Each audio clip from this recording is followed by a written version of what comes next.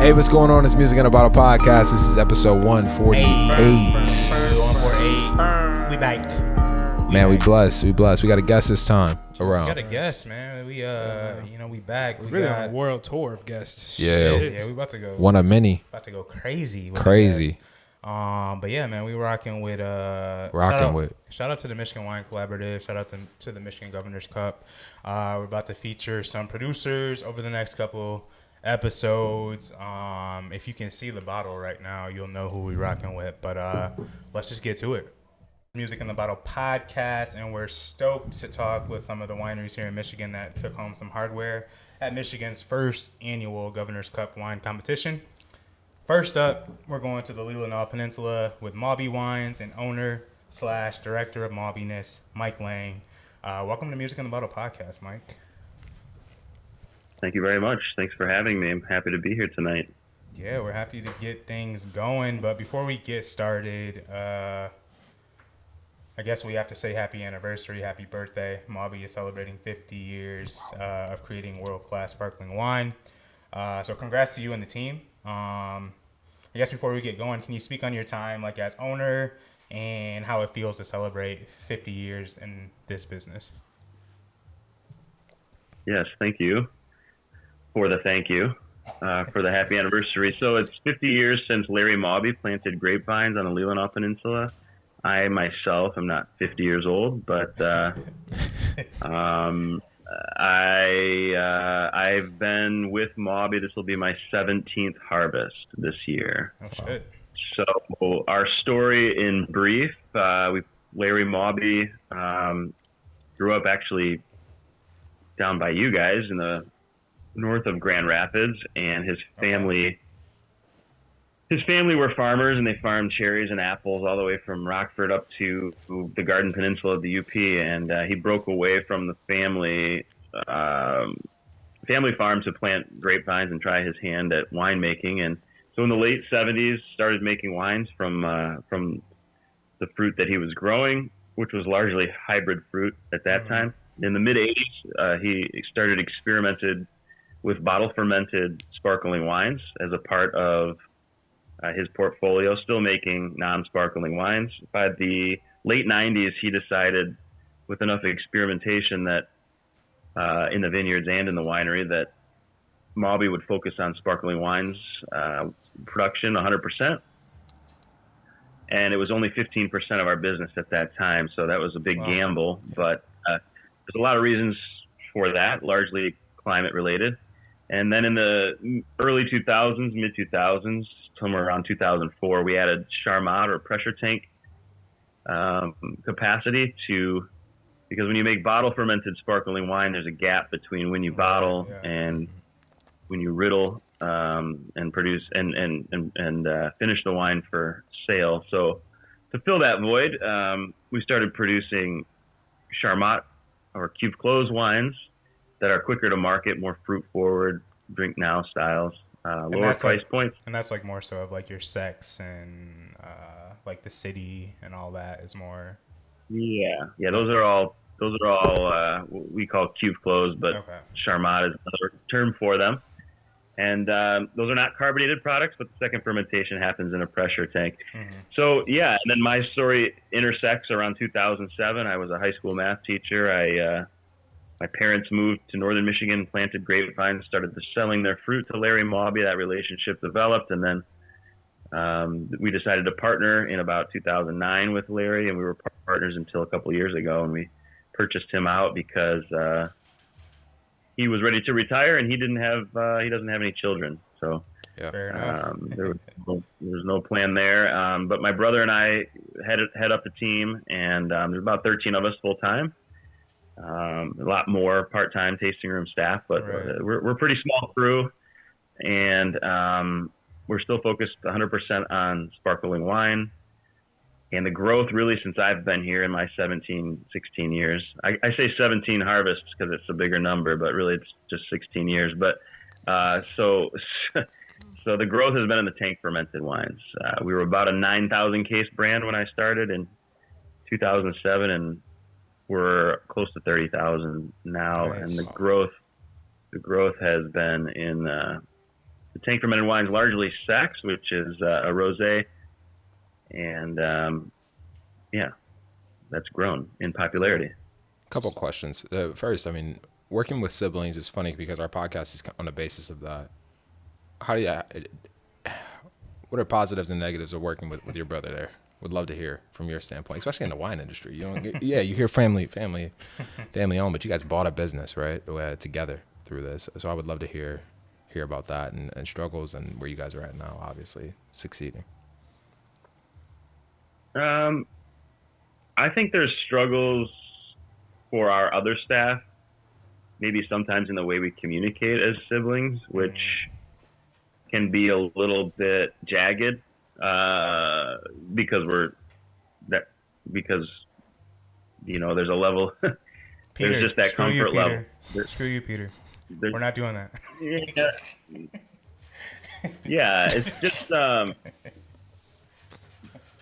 that can be kind of awkward at times for our other employees, and we've learned to maybe take those moments outside the building, so that they're just amongst ourselves. But the last 3 years have been very challenging.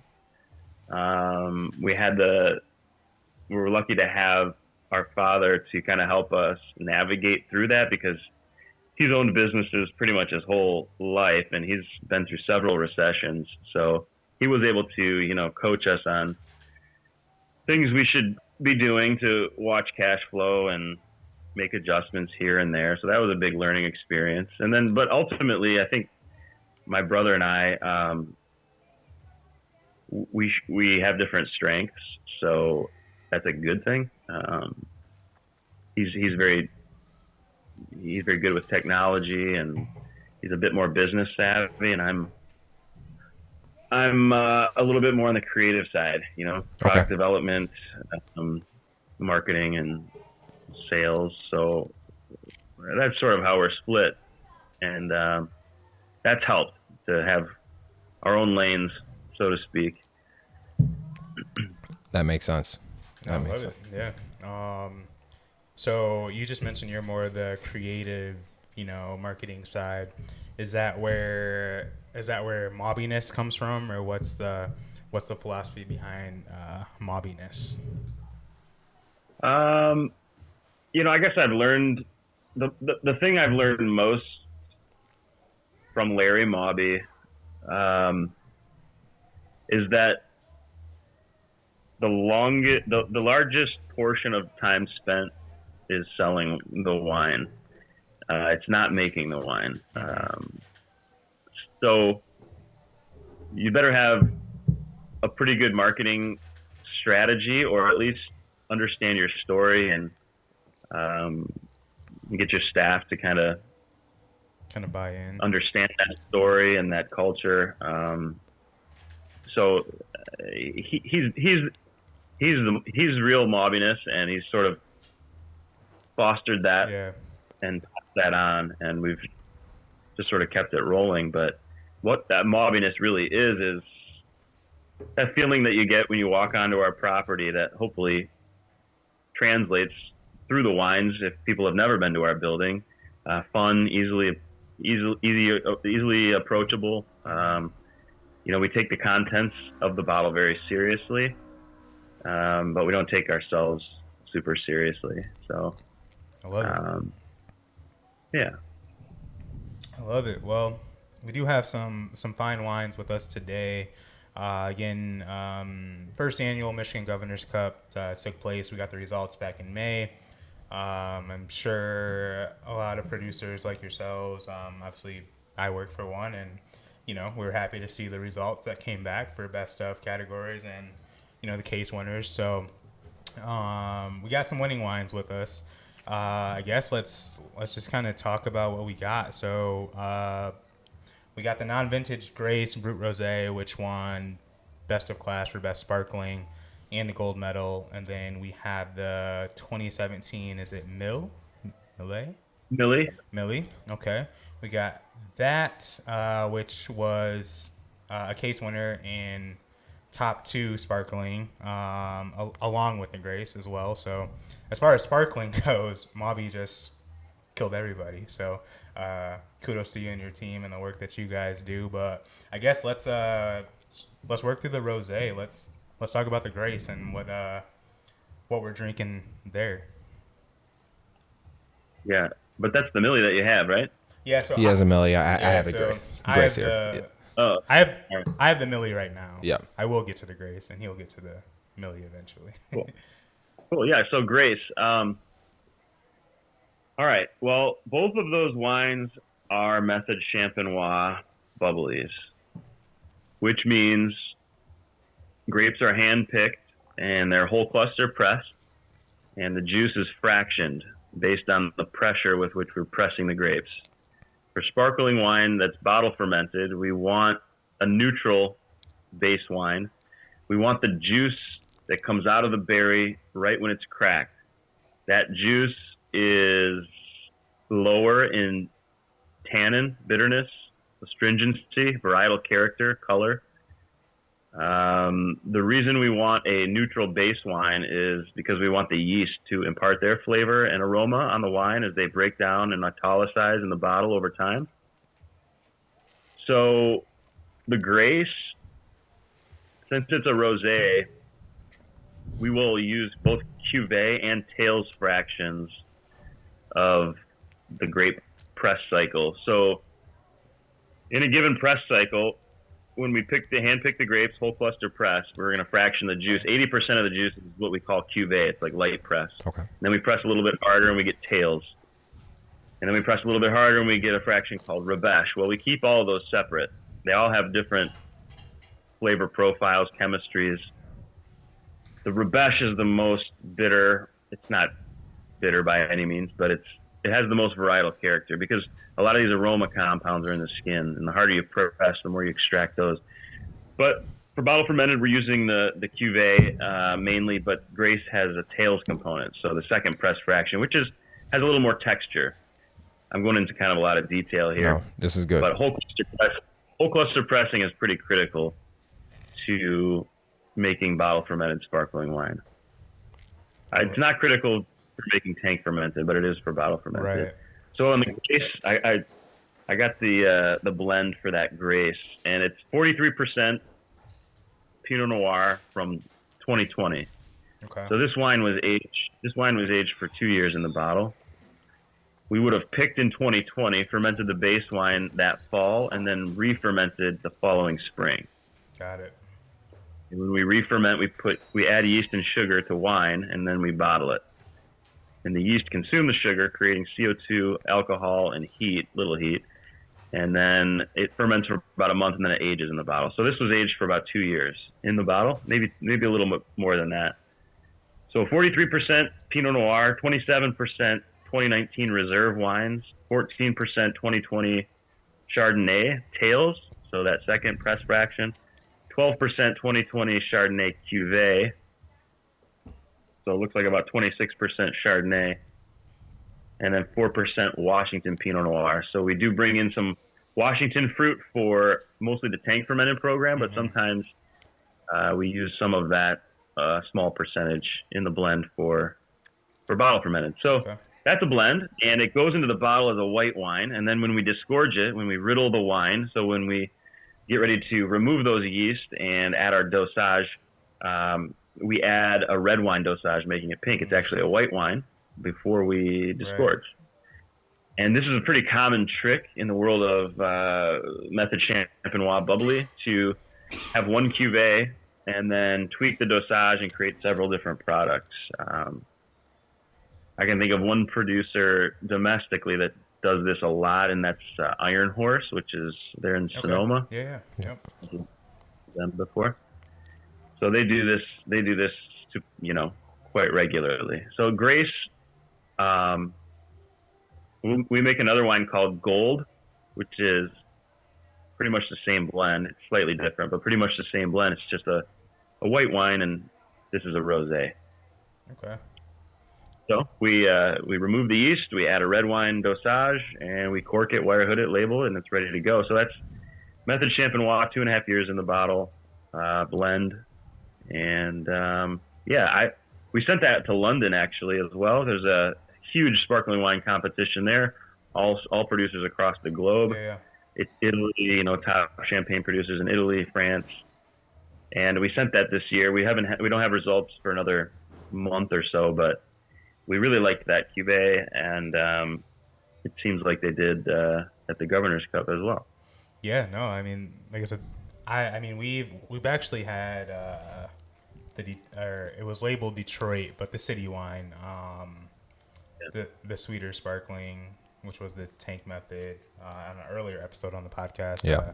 Shout out to House of Wine bar here. Mm-hmm. We got the wine from them. So I've had that. I've had Sex. I'm sure you've had a couple Mawby wines that are widely distributed. But yeah, this is fun to just kind of taste more of that traditional method. Obviously, I think we're all in a space where we enjoy Cava, we enjoy Cremant, obviously we enjoy Champagne, or just things that are done in the traditional method. So it's nice to, I think for me, like, taste this, get to know the blends, where the grapes are coming from, the vintage of some of those grapes, and just what all goes into the process of this wine. So, yeah, I mean, best sparkling for the Michigan Governor's Cup. I see why. Or you taste why, right? No. I taste why. Yeah, fair enough. I love it. The bottle fermented wines from Mawby carry the Leelanau Peninsula appellation, which is a designated AVA, but the tank fermented wines don't carry an appellation intentionally. We source from Michigan, but we source outside from Michigan as well for the tank fermented wine. So, but the fermented wines, the two you have there, are Leelanau Peninsula. So for your tank wines and the wines that you do get fruit from other producers, or obviously you mentioned Washington, are those like trusted relationships, obviously, or is that like a partnership that you guys have with the same producer or the same vineyard in those areas, or how do the conversations go for getting fruit for some of those other wines? Oh, those relationships sort of evolve over time and they change. For a long time, we had a relationship with Roeder Winery in the Anderson Valley, where we would buy their tails, their second press fraction. It was a blend. It was like 75-25 Pinot Noir Chardonnay, and then the price of that got too steep, and so we looked to Washington and then Central Valley, California. So it changes. We definitely don't change any one thing abruptly for those blends, those fermented blends, but those blends evolve over time. But yes, the partners that we have to produce the bulk base wine, currently we've known for quite some time. Okay. Cool. So you kind of touched on the winemaking process. Obviously, we have the traditional method style. We have the Coupe Clos or the Charmat method. What are some, or what grapes outside of obviously the Chardonnay, the Pinot Noir? What else are you guys growing, or what are you excited about that you have in your vineyards? Well, I also own another brand called Big Little Wines with my brother, Big Brother, Little Brother. All the wines are named after childhood memories. So that's like a 2,000 case brand. I mean, it's very small, but our tasting room is right next to Mawby. And I only mention that because we make a bubbly called C3 Pinot. Yes. What's the story? It's a cuvee of three Pinots, but we're also Star Wars fans, and we haven't been sued by Disney yet, and I hope they don't catch wind of this podcast. But actually, we will not be tagging Disney in any. It's a fun. Thank you. It's actually a funny story. We own the trademark on that wine for Big Little wine, and we don't have any other wines trademarked. And C3 that trademark was owned by Sean Combs, and he let it lapse, and we picked it up. So I think that Sean Combs, Puff Daddy, had a trademark for the Ciroc line of products, and he never used it. He used Ciroc instead. Yeah. But that's just a guess. Anyway, we use Pinot Blanc. I'm getting to your question. Sorry. Nope. Pinot Blanc is a variety that I think is a bit underutilized here for sparkling wine. And I like varieties that can go a lot of different directions depending on the season. And so for the Big Little brand, if the season falls apart, we can use Pinot Blanc for sparkling, or we can use it for table if the season is warm and nice. Gamay is another variety like that. Pinot Noir is another variety like that. Chardonnay as well.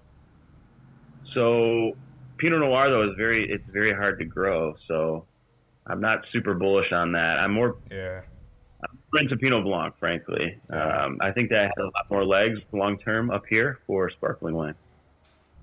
Oh, it makes sense. I mean, we get Pinot Noir like when we get it right in Fenville, like our 2021. It was just like everything came in right. Obviously, it's a delicate grape. Things go wrong as soon as you look at it, right? Mm-hmm. But we get it right, and it's like, okay, cool. Like, we did everything. Like, everything went right that could have possibly gone right. So the price is what it is, right? Like, you pay premium dollar for estate grown fruit typically. So I get that, like how touchy that grape can be. We use a lot of Pinot Gris for sparkling too here in Fenville. We grow that on our estate, but Pinot Blanc is an underrated one though. And I did buy a bottle of that C3 Pinot. I actually haven't had it myself, but I gifted a friend of mine who lives in Virginia a case of Michigan wine, and the C3 Pinot was one of the ones that he got. I don't know if he's opened it yet, but you got some C3 Pinot in Virginia for sure. Awesome. Yeah, I really like it. Pinot Gris you mentioned for sparkling, it's good, but not as the dominant player in my experience. Oh, yeah. I've used it. I've used it for a long time. It's a bit. It's got in my opinion, it's got a little too much weight and texture for traditional method sparkling wine. If you're shooting for a long tirage time, right? That's just my experience. Maybe like a 2-year tirage time, it works well, but it kind of falls apart. Yeah, I get that. All right. If it's tirage, and then speaking of extended tirage wines, this Mille is about almost 6 years in tirage. Well, 5. Okay. Shit. Wow. Yeah, 5.5. And that's 100% Pinot Noir from 2017, which was an amazing year, amazing growing season up here at least. So that was from 3 different vineyards. Unfortunately, our records are not as precise that I can tell you what the blend from each vineyard, but they're all Leelanau County. That's all good. All good. All I know is the wine. So that one is that's probably the best wine that we've made at Mawby since I've been at Mawby.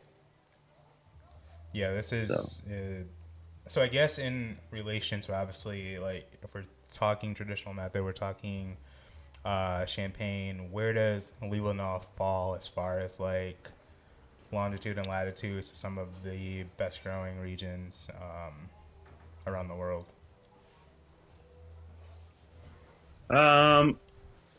Well, we're on the 45th parallel, which is similar to Champagne and Oregon, which make amazing bubbly. But it's largely the lake that enables us to grow fruit here, grapes specifically, but apples, cherries, peaches. Michigan's the second most agriculturally diverse state in the country, next to California.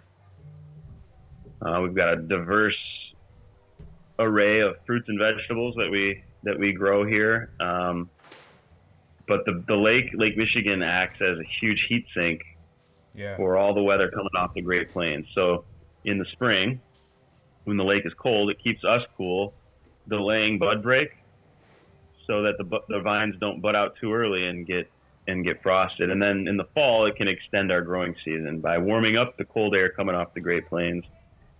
So the 45th parallel, I mean, it runs through really cold parts of the country as well, but the lake really moderates our temperatures here and creates the environment to grow grapes. And also, it's a giant sand dune here, and so well-draining soils are important for grapes as well. They don't want a lot of moisture in their root systems, so sandy soils drain well. I love it. I love it. So you talk on so much stuff that makes wine growing up north, and obviously just in Michigan in general. Obviously on the southwest side of the state, we have Lake Michigan. You talk about all this stuff that makes wine thrive here in the state, but Michigan obviously gets this perception as, oh, they can't do reds, they only do sweets, they only do fruit wines. How, like, where do you see Michigan as far as the industry goes, like, over the next few years, the next decade? Like, do you see a change in that conversation from, you know, the quote-unquote wine somms of the world, or the people that are judging wines? Like, do you see that changing? Have you noticed it since you've been at Mawby, how much wine in the state has evolved? Or how do you feel about the take that we get, we just can't do wine? Well, that's a tough question. I think that Michigan's attracting a lot more talent on the vineyard management and winemaking side, which tells me that it's gaining attention from a highly qualified, professional winemaking and viticultural community. So that's a good start. And then we don't make, I don't know. I mean, shows like this are important to inform people about Michigan wine. I mean, I wish more restaurateurs in Traverse City specifically and across the state embraced Michigan wine to a greater degree. There's not a lot of Michigan wine produced. If you think about us in terms of growing regions across the country or even the world, I mean, we're very small, and we will produce, or we hope to produce, based on the demand. So it's expensive to grow fruit here. I mean, it's not like astronomical per acre, but labor is expensive and our yields are low. Mm-hmm. So that's a multi-pronged question. Sorry to throw it at you. It's up. That. You know, we're trying to market our products, but there is a general frustration a little bit on the part of my colleagues and I up here, that wine lists at some of the best restaurants in Detroit are still Eurocentric. And that people in other parts of the country don't know about Michigan wine that well. But again, we don't produce that much. Can we? Yeah, I mean, there's land up here. There's a lot of land up here that's suitable for grape growing. So there's definitely opportunities. And I think that it's all possible. It's just going to take some time. Yeah. So I don't know how, I mean, I'm smarter people than me can answer that question a little bit better. I'll just tell you that there's a little bit of frustration on the part of my colleagues on Michigan wine. I get it. I actually gave Emily some questions for Michigan Uncorked, and I said, like, it's going to take a village, you know, like, just with anything, like, you know, it takes us as the podcast to say, hey, you don't need to get that bottle, get this bottle of Grace, you know, or try the Grace, or try this, you know. So it does take, like, all of us, like, really bonding together and saying, hey, we're doing some dope shit here in Michigan. Try this.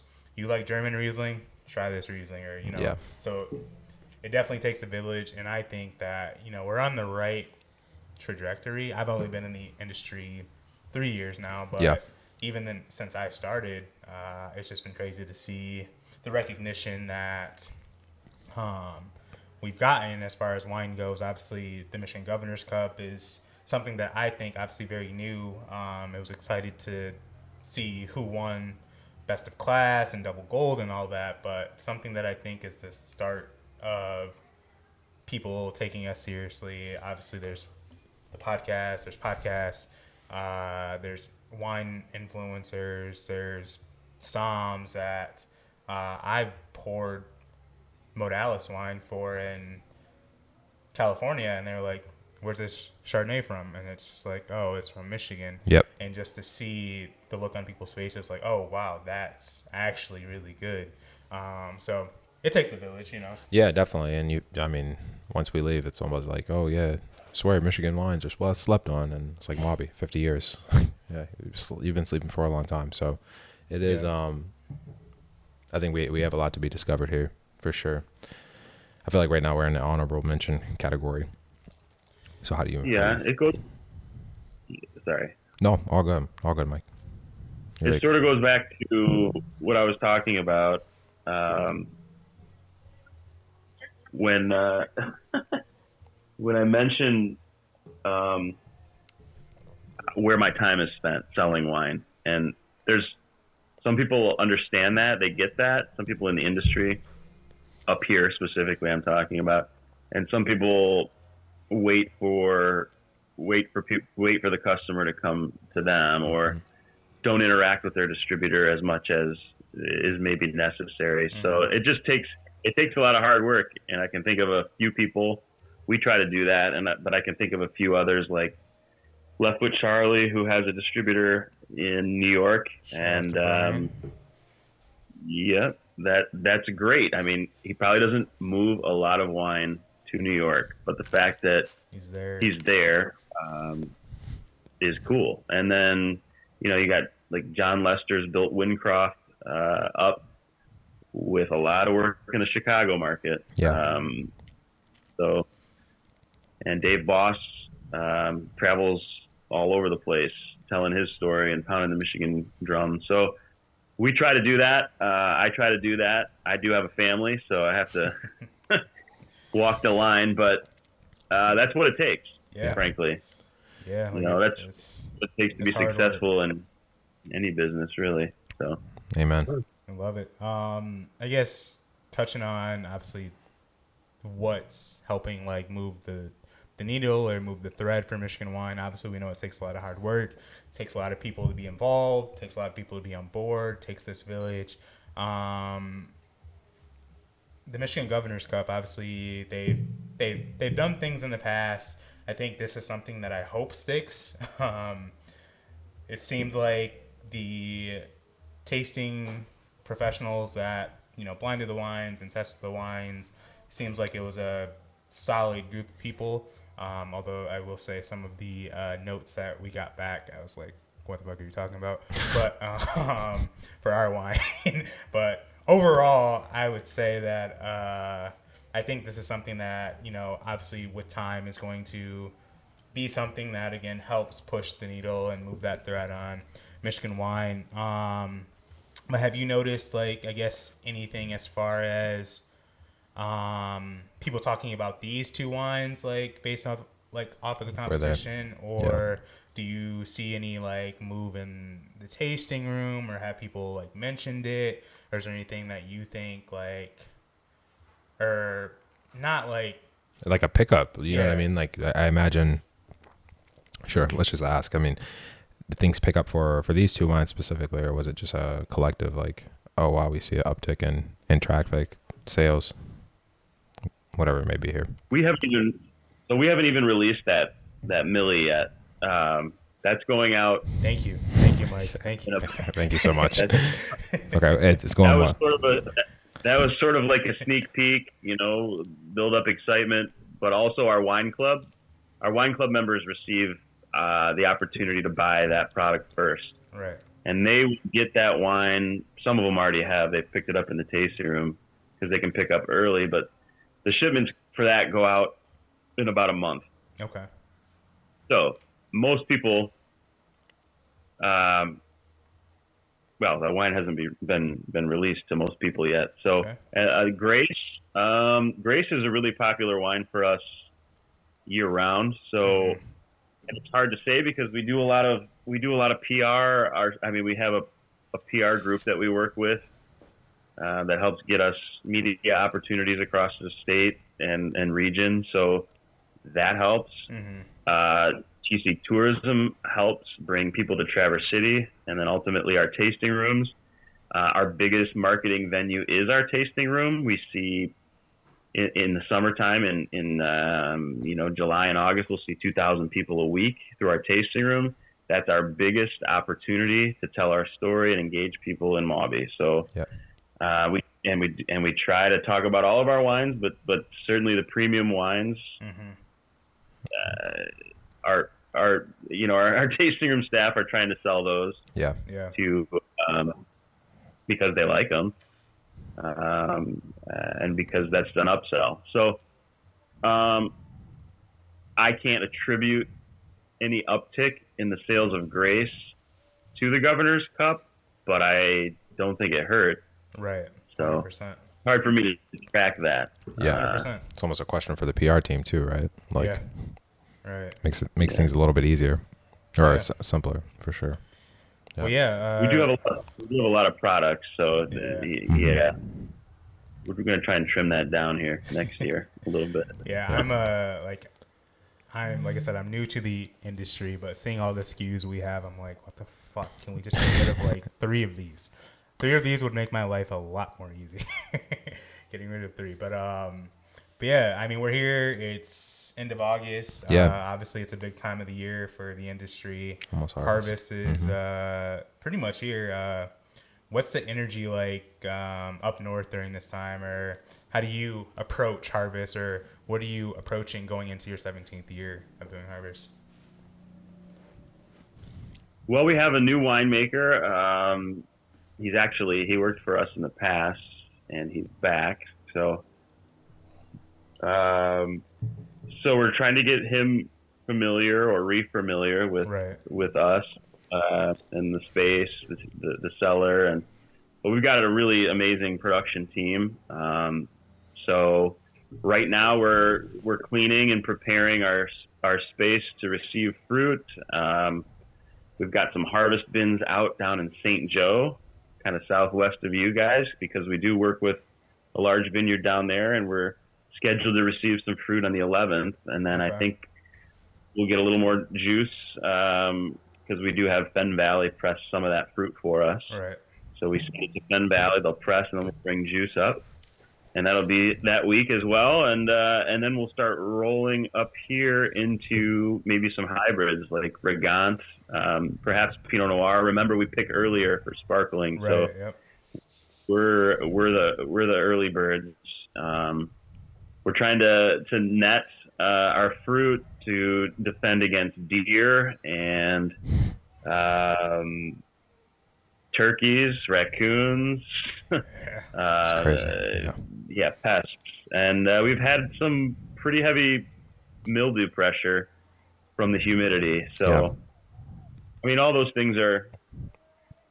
We have a new vineyard manager too, so we got a lot of newness. But that to me is good. I mean, that's an opportunity, and we're always going to strive to make better wine.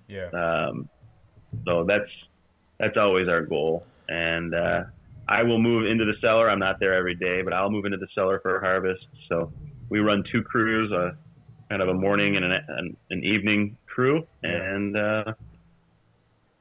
let her rip. So I will say, new vineyard manager, new winemaker. I love how calm, cool, and collected you are. Like, obviously, the winemaker has been with Mawby before, so I'm sure there's some relationship that's already built. So it's like riding a bicycle, right? Hopefully. But like, it's cool to just see how, like, hey, it's another harvest. Let's deal with what we're dealing with. No pressure, all this stuff. Yeah, like nothing like. There's always something that's going to happen that, you just pivot and you make the adjustments. I did harvest in Napa 2 years ago, and one of our sump tanks or whatever like took a shit. Like the fruit got there early. We're ready to harvest or crush and all that stuff. We're like, oh yeah, today's gonna be great. It's 7 a.m. We're ready to start. The Mustang just craps out. So we have to go into the city, get a new one, and obviously that meant we were there till a lot later. The fruit didn't get crushed until later, but you just figure out like what to do like in that meantime until it is time to bring that fruit in. So I love the calm coolness that and the Mawbyness that you have. So that was a good spin. That was a really good spin. Yeah, it's funny. I read a quote today that was like, as you get older, you have less problems, and it's just like, no, you get used to finding solutions for problems. And I wonder if that's the same thing in business, right? Like, yeah, that's interesting. And for our listeners, why you guys are focusing on making, it seems like the notion is like almost 1% better every day with you and your staff there. What should the listeners look out for with Mawby coming up here? So what listeners might not know is that we experiment with other sparkling wine styles like pet nat wines or even once fermented pressure tank wines. And we have those in the tasting room. And then we have an aperitif that we designed specifically for spritz to combine with Mawby sparkling wines. And so that's it's like, I call it an aperitif, but it's like an aromatized wine. Okay.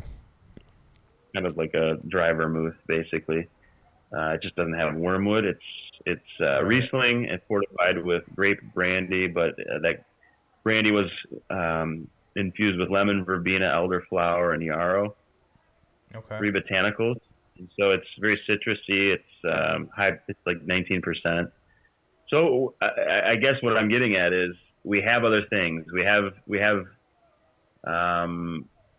new products all the time. We're always experimenting. But certainly we're grounded in the bubbles, and we'll remain there. So that's what people can expect. New products, but bubbly and fun stuff. I don't know. Is that vague? No. It's all good. It's all good. I hope that we get the chance to go up as a team to the that'd be awesome. Lille Peninsula. Would love to come and hang out in the tasting room, taste some stuff with you all there at some point, whether it's this year or next year. But at the end of the day, this is the Michigan Governor's Cup Series with Mike Laing of Mawby. We got to taste best of sparkling, the non-vintage Grace Brut Rosé, and listeners, the unreleased, which will be released. Hopefully you get a chance to get a bottle of it. It doesn't go too quick. But the 2017 Mille Brut, which was a case winner and top 2 sparklings for the Michigan Governor's Cup. But Mike, thank you so much for joining us. Thank you, Mike. Music in the Bottle, and thank you guys so much for the wine. I feel special, like I'm a part of the Mawby Wine Club because I got this bottle here. So thank you. Appreciate it. Bubbles make you feel good. It's a neat sensation. That's a good tagline. Neat sensation. No. But thanks, guys. Feeling bubbly is the next one. Sorry, I just want to add on. If we're gonna do dad jokes, like we can go back. I said feeling bubbly. Yeah, but yeah, we can do this back and forth. Got it. Yeah. You guys are welcome up anytime. Thanks again, and have a great night. Thanks. You as well. Yes, that was Mike from Mawby Wines. Mike Laing, baby. Shout out to Mike for coming through and thank you, Mike. Dropping knowledge on what they do up north in the Lille Peninsula and Suttons Bay, to be exact. Of course. It was a great time. Like I said, we got to learn a little bit about the traditional methods, some of the tank methods, sparklings that they do, and a little bit of insight of, like, as we mentioned, like, we've gone up north, but we've only done Old Mission Peninsula. Haven't really, like, experienced, like, the Lille side of things. So, super cool to, like I said, for me, I got the chance to just pick up the wines from there, but just a whole nother world out there outside of the stuff that Traverse City, I guess, is typically known for, the places that everyone goes to. Obviously, there's great wines over there, too, but yeah, it was a good time. How's the Grace? Grace is amazing. Fire. 9.2. Yeah. I don't know if. Yeah, it was great. That was good, bubbly. It was great. Grace was good. Mille. Mille was good too. What'd you think? Was still solid. Yeah. The Mille. What you say? The Mille, I think, definitely. I mean, they're both done in the traditional method. I think the Mille definitely, obviously, in bottle a little bit longer. So Mille has a little bit more of those toasted kind of like brioche, bready kind of tones. Maybe even like toasted or like baked kind of fruit tones. I think the Grace is just like it's just graceful. Like it's super easy to that drink. Thing fire. Yeah. That thing's stupid. Dumb It's fire. It's a fun wine. Yeah, like that's a super fun wine. Again, like you talk bubbles and it's such a acquired taste. But that was one where it was just like, yeah, like you said, that's a vibe. Like, yeah, that was good. That I don't even have too many words, but like Daryl said, definitely like somewhere in the nines. That was fire. I would definitely go 9 for the Mille as well. Yeah, this one I've been rocking with for most of the pod. Mille also not out yet. Mike, as you caught, dropped a gem. Just available for club, but it will be dropping soon to you peasants. But you common folk. But no, yeah, that's 148. Episode 148. We out of here. We out of here.